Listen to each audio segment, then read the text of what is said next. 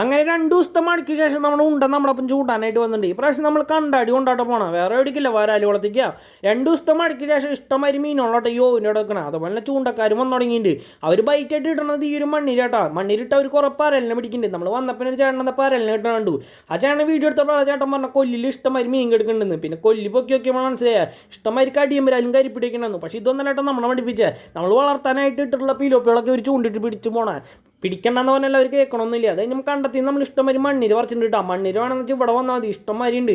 അത് നമുക്ക് കിട്ടിയത് ഈ ഒരു കടിയമ്പരാലാട്ടാ. ഏത് തീറ്റിട്ടാലും ചാടി പിടിക്കുന്ന കാരനാണ് ഇവൻ കടിയമ്പരാലെന്ന് പറയണത്. പിന്നെ ആ ചേട്ടൻ പിടിച്ച കടുവാണെങ്കിൽ പറഞ്ഞാൽ ഉരിപ്പോയിട്ട് ഈ തൊട്ടിയിൽ വന്ന് കിടക്കുന്നുണ്ട്. ഇതിന് തപ്പിയിട്ടാണെങ്കിൽ കിട്ടുന്നില്ലേ. പിന്നെ നമ്മളോട് കണ്ടാടിയിട്ട് വെച്ചിട്ടുണ്ട്. അത് കഴിഞ്ഞ് കുറേ നേരം നിന്നപ്പോൾ ചേട്ടൻ മീൻ കിട്ടാണ്ടായപ്പോൾ ആ ചേട്ടൻ നേരെ ചൂണ്ടയൊക്കെ എടുത്ത് വീട്ടിൽ പോയിട്ടാ.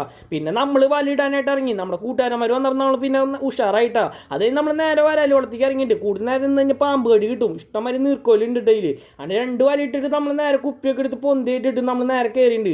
അപ്പാണ് ഇത് ഈ ഒരു ആശാന കണ്ട. ഇവനെ നമ്മൾ മുന്നേ കണ്ടെന്ന് വെച്ചാൽ നമ്മൾ വലയിടാൻ ഇറങ്ങില്ല കേട്ടോ. പണി കിട്ടിയാൽ ഭാഗ്യമുണ്ട്. അത് കഴിഞ്ഞ് നമ്മൾ നേരെ വീട്ടിൽ പോയിട്ടുണ്ട്. പിറ്റേ ദിവസം വന്നപ്പോഴായിട്ട് നമുക്ക് വേറൊരു പണി കിട്ടിയാൽ നമ്മുടെ വലയാണെങ്കിൽ ആരെ പിടിച്ച് പൊക്കി നോക്കിയിട്ടുണ്ട്. പിന്നെ നമ്മൾ ചൂണ്ട സ്റ്റിക്ക് എടുത്ത് നേരെ ഇറങ്ങാൻ മടിയാനും വലിച്ചെടുത്തിട്ടുണ്ട്. അപ്പോഴാണ് മനസ്സിലായി മീൻ പൊക്കി നോക്കിയത് വേറെ ആരില്ല കേട്ടോ, മീൻ തന്നെയായിരുന്നു. മീൻ അടിയിലേക്ക് കൊണ്ടുപോയതാ. അത്യാവശ്യം കുഴപ്പമില്ലാണ്ട് മീനോളുണ്ടെന്നതിൽ ഒരു വലിയൊരു വരാലിനാണ് നമ്മൾ പൊക്കി നോക്കി മീൻ ഊരിപ്പോയിട്ടാ.